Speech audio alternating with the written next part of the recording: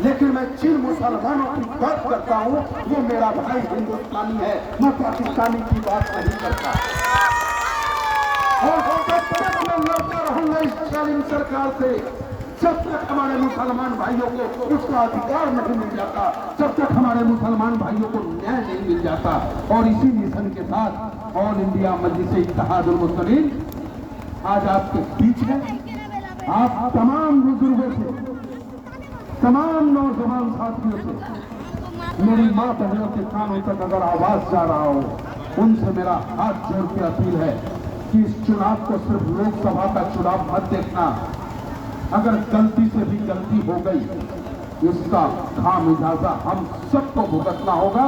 अगर बिहार के गरीबों की आवाज बनना है, ये बड़ा सुनहरा मौका है आपकी संगन वालों के लिए, क्योंकि आपके दम पर बिहार के कमजोरों की आवाज हिंदुस्तान के सबसे बड़े पंचायत में खड़ा होकर हमारा और आपका अख्तर इमाम दुश्मन की आंखों में आंखें डालकर आपकी बात करने का काम करेगा।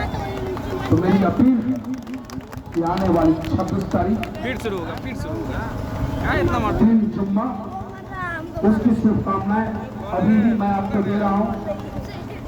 बटन नंबर 4, सब कैमरा में रिकॉर्ड हो रहा है। नाश्ता जलपान बाद में, वोट कहाँ पर देंगे? वोट पतंग पे। ऐसे आवाज आएगा तो वोट पड़ेगा।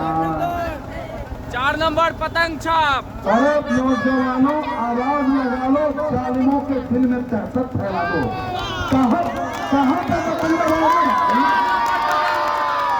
ये हुई बात। इनकलाब, इनकलाब, हिंदुस्तान, हिंदुस्तान, बैरिस्टर सद्दीन ओवैसी, बैरिस्टर सद्दीन ओवैसी। बहुत बहुत धन्यवाद। अगर कोई गलती हुई हो तो क्षमा भी चाहता हूँ आप लोगों से। और आपके बीच स्पोर्ट्स पर्सन शेख साबिर साहब 5-7 मिनट की बात। अस्सलाम वालेकुम रहमतुल्लाहि व बरकातुहू। কেমন আছেন আমার ভাইজন? সব ভালো আছেন? देखिए, आप सबके बीच में सारी बात तो आ गई, हम आपके बीच में 2-4 बात करेंगे। मेरे भाइयों, बुजुर्गों, मेरी पर्दानशीन माँ और बहनों, मुल्क के हालात सही नहीं है। मुल्क के हालात बद से बदतर होते जा रहे हैं। आगे सिर्फ अंधेरा ही अंधेरा है। इसी अंधेरे में एक रोशनी का काम बैरिस्टर सद्दीन ओवैसी साहब कर रहे हैं और वही काम अख्तर इमाम साहब कर रहे हैं। मैं आप लोगों से गुजारिश करूंगा कि आप लोग अपना एक एक कीमती वोट पतंग के निशान पर अख्तर इमाम को दें। इस बार किसी की बात नहीं सुननी है। एक तरफ जहां कांग्रेस का कैंडिडेट है, वो 4.5 साल बाहर रहता है, 4.5 साल दिल्ली में बैठे रहता है और 6 महीने के लिए आता है और हमारे पास आपके पास आकर के वोट मांगता है। वो जानता है कि मुसलमान जाएगा कहाँ।